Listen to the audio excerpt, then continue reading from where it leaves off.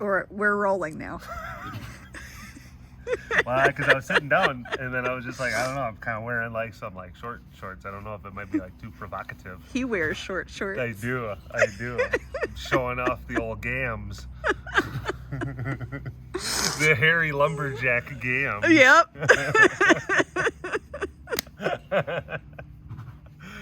You look very nice though. Thank You're you not very covered much. in blood.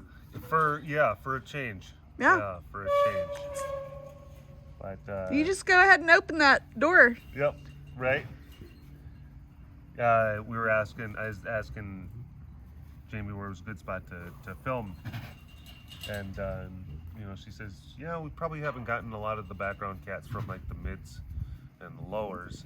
And as I was walking down here, like it all was in the lockdown, just like looking at both of us as we were walking. So it's like, Had to, and we get a Diwali as a bonus. Yeah.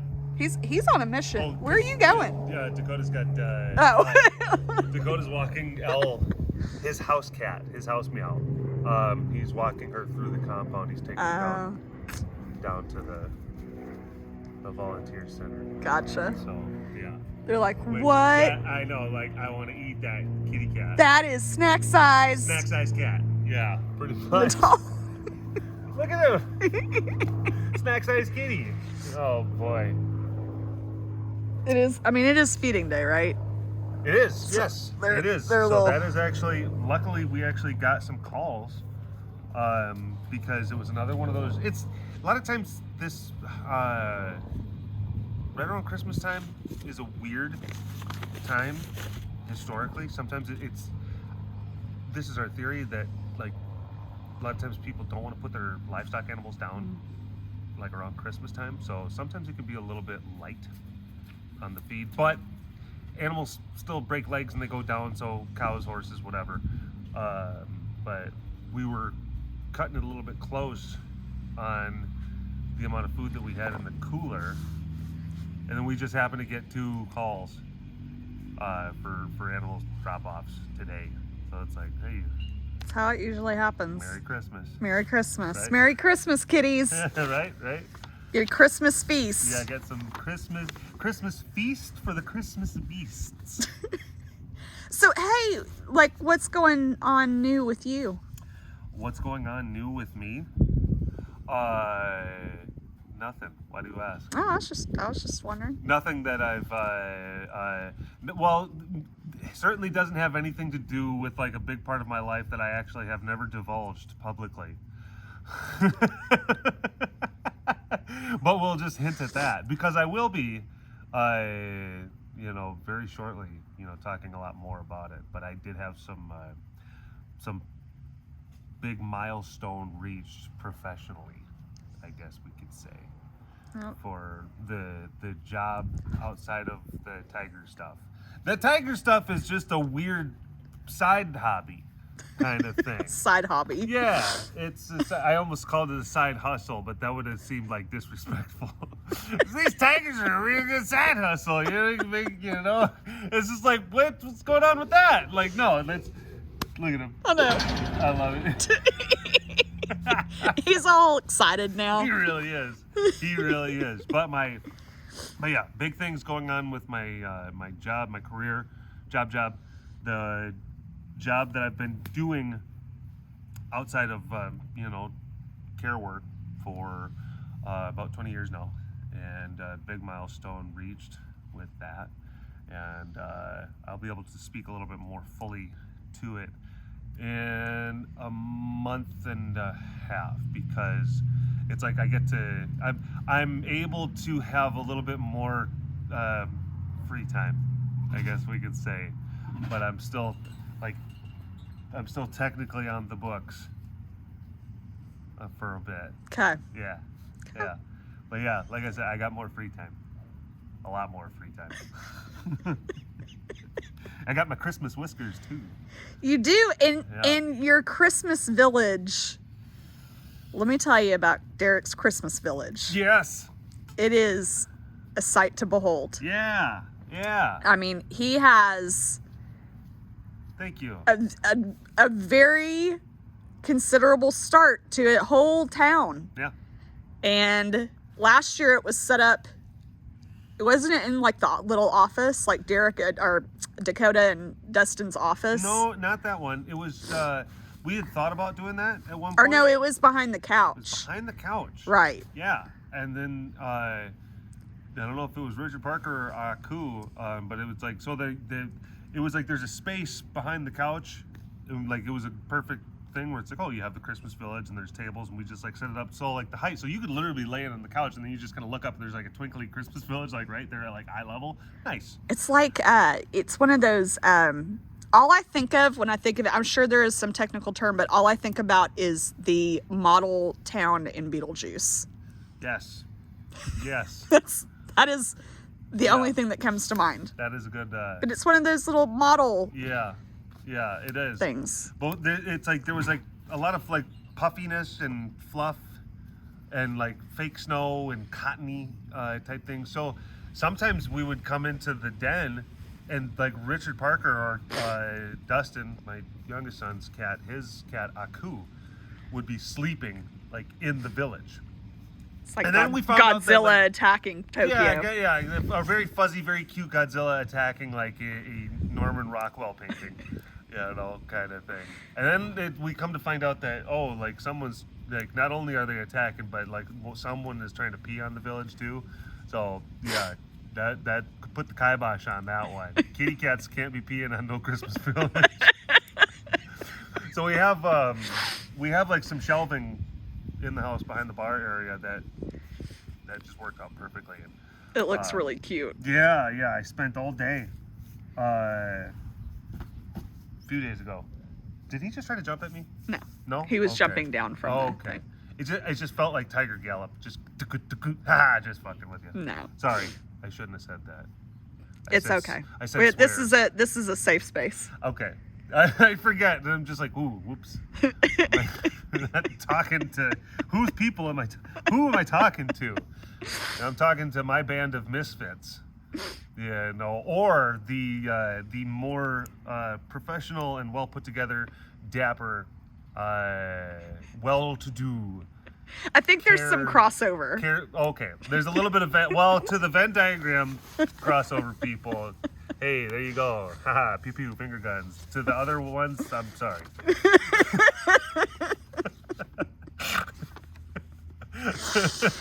All right, well, hey, you want to answer some questions? I will try to the best of my ability. I'm sure that Heidi is a lot more knowledgeable and better at this than I am, but I'll try. Well, I think I have some ones that you can handle. Cylinder that is dug into the ground, lined with stones, and it allows for groundwater to leach in so that you can get fresh water. That is a well. Next question. Queso. That is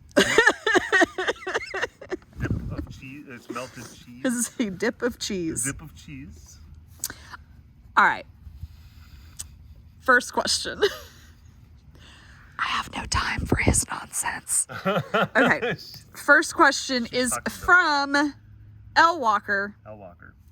L wants to know, how often do we feed Juno and the leopard cats? Is it just once a day at night? Yes. Once a day at night. Once a day at night. And they really are nocturnal animals, because it's like anytime that we try to go inside of their enclosure space during the day, it is kind of, they'll kind of be, but it's like a really blinky, just kind of like,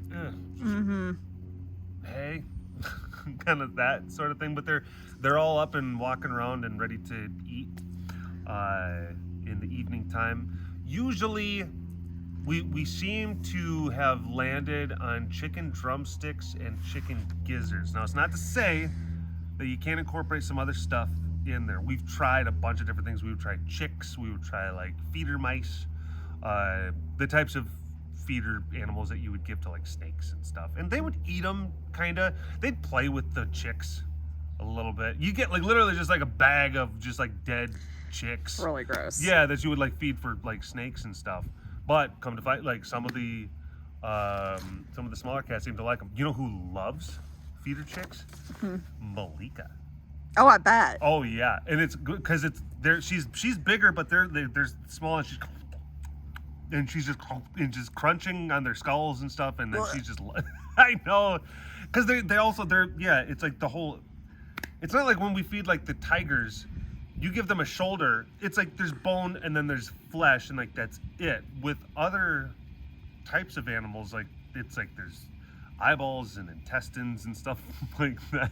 It's a whole to do. But Malika's like, And let me tell you something, Juno, because she went through a phase where she really loved the chicks, and let me tell you, it was like a horror scene walking in sometimes. I mean, it was like body parts and organs and crushed heads everywhere. And then she would just be like up like on like a corner perch, just. I'm telling you, she is like a little nightmare. She is. If she was a person, she would probably be a serial killer. Probably. Yeah. And if she was a big cat, like a tiger or a lion, she would most definitely be the scariest animal here. Yeah, because she's ruthless. She's got a different. She's got some different software. Mm-hmm. I mean, yeah. 100% cold-blooded killer. You know, we got some cats that are Google Chrome. We've got some cats that are like Internet Explorer. Big Munchie's running on that. You know, something like that. I don't know. She's like Firefox, like a weird like VPN Tor kind of thing. I don't know. What's that? Oh, I think that's one of the bobcats. Yeah, Clicking it on is. one of their, yeah. That's funny. But yeah. Yeah. They eat once a day. We take their bowls, so it's like I know one of the bobcats is like you can hear they're like hopping on it or something. What are they doing? I don't know. Is this a game? A new game that they're playing?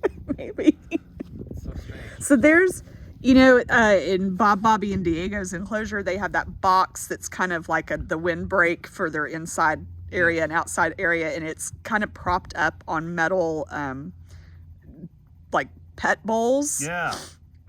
And when they come in and out of that box, it makes the metal kind of crinkle. But it's usually like you just hear like one little crinkle as they come out or go in. But this is like, like they're like in there, like hopping up and down or something.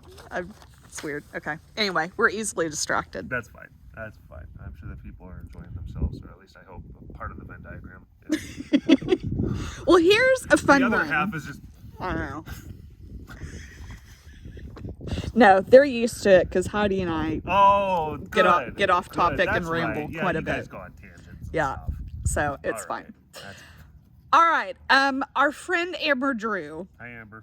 wants to know, what are some of your favorite Fall Fest memories? Have you ever had a cat or animal ham it up for the visitors? Oh, of course. Oh, yeah.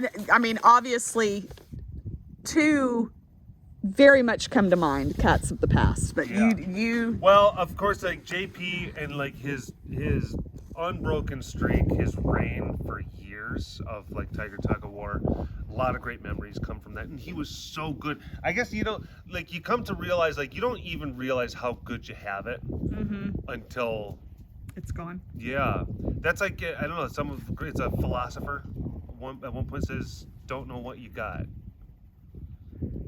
till it's gone. I think that was like Aristotle. It was 80s hair band Cinderella. I don't know if that's true, but anyway, doing some of the bobbing for pumpkins with Solano was like extremely, especially like the first times that they were introduced, when we did the bobbing for pumpkins and like doing it again. So the bobbing for pumpkins and the soap sud, like it, oh boy, tornado in a tuna can. I mean, it was just pandemonium. Wild. I remember this was years ago. Correct me if I'm wrong, but it may have been Consuela? did Consuela or was it Tess, who was kind of weirdly good at bobbing for pumpkins? Consuela passed away before we ever started doing the fall festival. Is that right? Yeah. Okay. Maybe it's Tess. I'm thinking of a cat. When we had a cat that had access to this side of the alleyway, closest to here, and it was on that. So if we're looking at it from our perspective, it would have been on the left side. There was a cat that was in there that was really, really good. Now Bonnie did really good a couple years in a row. Yep. She had a good run Yep. for a couple years. Sure. Yep. Who else was over here? Yeah. Flash. One year he was on fire. Yeah. And we did it in his lockdown, in the pool in his lockdown. Not literally, not the tiger and everything. Sorry. Didn't want you thinking that was like some sort of like weird show that we're putting on and everything. No. That was a bad joke. I'm sorry. I wish I could have captured my expression because I know it was she's probably just like, something. Just like, what is he going on about? Yeah, because you said Flash was on fire, and I'm just like, Flash was on fire. Yeah, let's get your head out of that. He was not literally on fire. No, he was not. Or like on like flame. Actually, no, because I was thinking like he was like on top of the tiger, but then now also, yeah, literally flames. Anyway, we're doing sidetrack for a thing that does not matter and is not even that good of a joke. So I don't know what we're doing. Come on, Jamie, let's get it together. Let's go. Let's go. So yeah, I was gonna say Solano for sure because the first couple years we did the bobbing for pumpkins, he had a field day and he was totally hamming it up.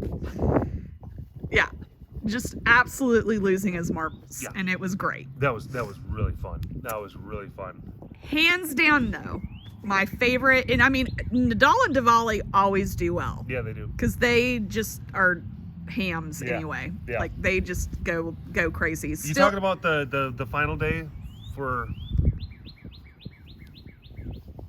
Diwali? No. This year? No, not this year. There was one year where we put all the pumpkins in with them. Yes, it was when they were still both together. Were they both together? Oh. And it was hilarious.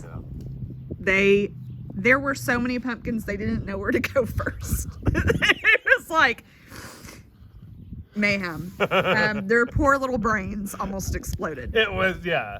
Is that the one that you were thinking of, or was it that? And then when we did the virtual fall festival and put all like the hay bales and stuff and all the decorations in Diwali's, right. He lost his mind, and it was Yeah. the funniest thing. Yeah, that was a good one too.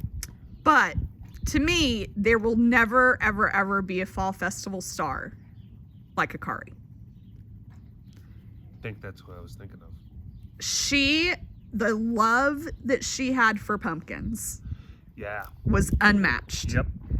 And there was the one year that we started it with her where we took all that leftover pumpkins and put it in her enclosure. Yeah. And she grabbed one and brought it over here and bit into it and got it stuck to the top of her mouth. And I have never laughed so hard. It was so hilarious.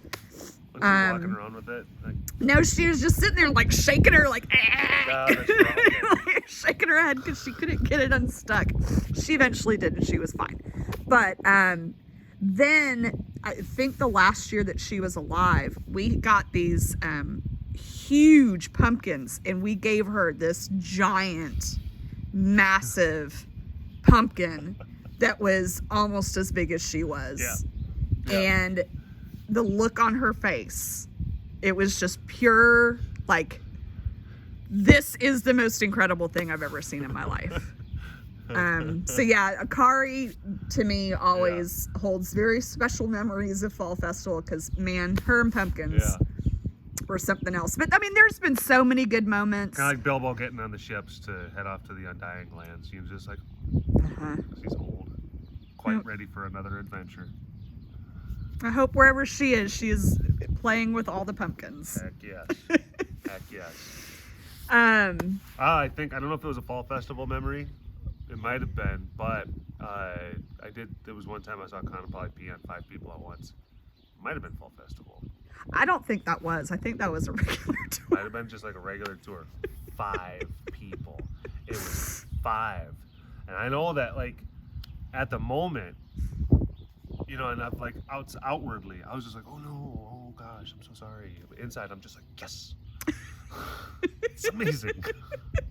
He was, man, that guy could. Oh god, it's like anti-aircraft. Yes. You know, like, It was like, amazing. Yeah, he. Nadal does not understand what you were doing right now. He was looking at you like, what in the hell? Obviously, he's doing his best anti-aircraft gun impression. Father is doing his anti-aircraft gun impression. What are you looking at, bud? He doesn't know. These two crack me up. Anyway. I love them. I know. Yep. They're just... They're talk about a single brain cell that they share. yeah, they really, and they're pretty much the same cat. Uh-huh. And but it's like both, but it's like great, fantastic personality. They're both like just like surfer guys, just like open like shirt, just like what's up? Yeah, Yep. like I'm a tiger. Like what's up? Oh, you're like a person. That's so cool. Yeah, nice. That is very much them. Very much. Love those boys. Yep. Okay. All right. Let's answer one more question. We'll be done. Okay. This. Let's see. Okay. From Angela. Here's another. People love asking these questions, okay. and I love it. Okay. What's your favorite Mika story? My favorite Mika story. Golly.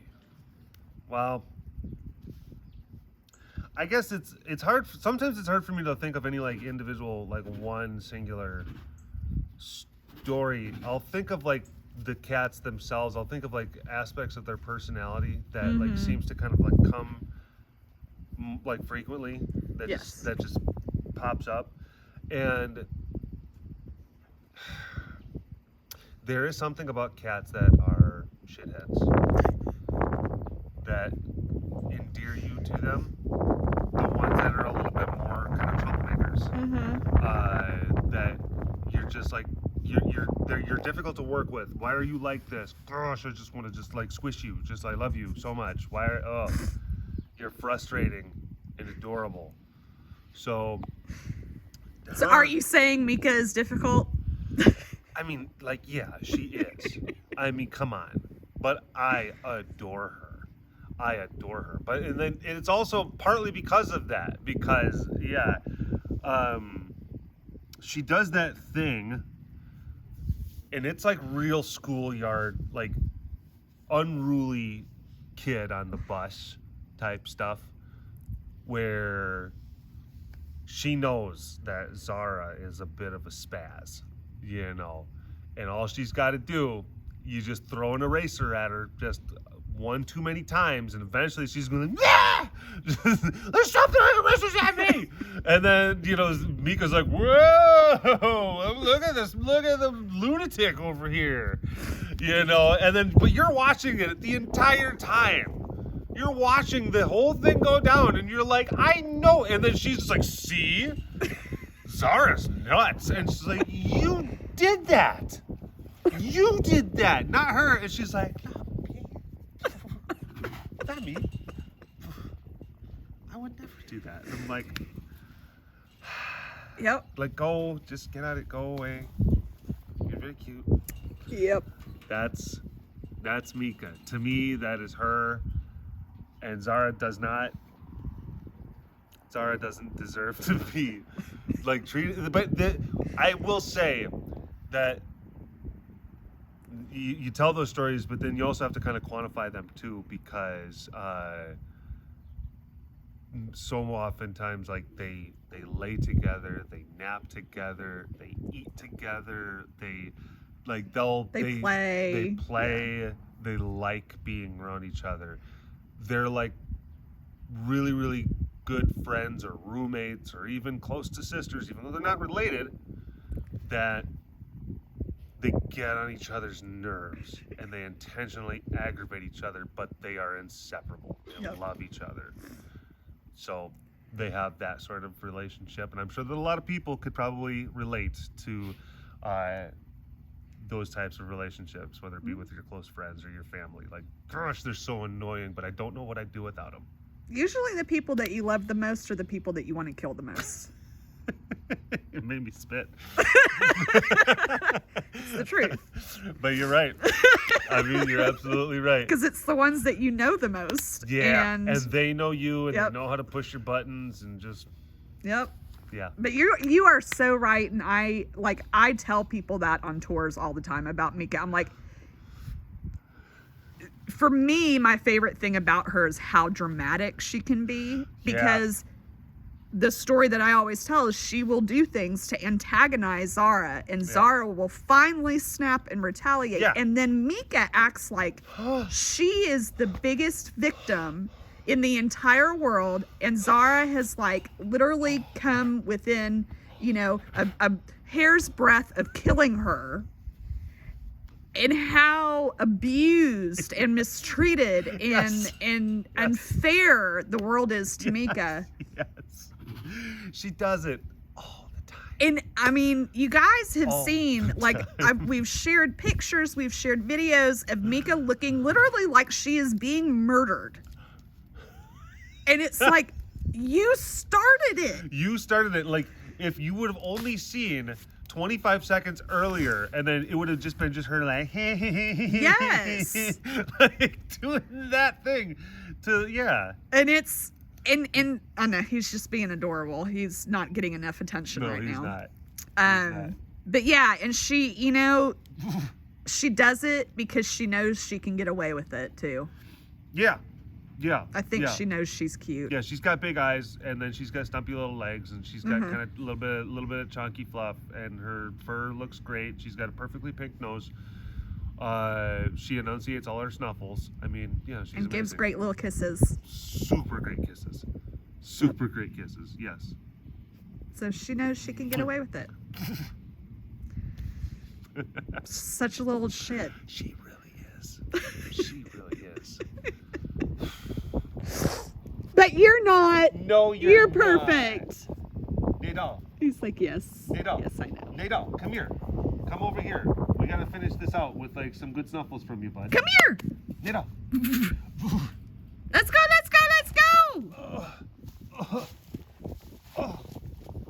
There we go. There we He's are. like, oh, are you dead? Are you hurt? Are you hurt? Do Are you need injured? help dying? Yeah, I'm really good at that. Here's my card. And Damali came too. He's like, Oh. man down, Wow. man down. Let's get him. All right, let's wrap it up. That's it for today. Thanks for watching, everyone. Really appreciate it. Thank you, Jamie, for having me on. Of course. And yeah, we'll see you next time. All right, bye, folks. Bye-bye.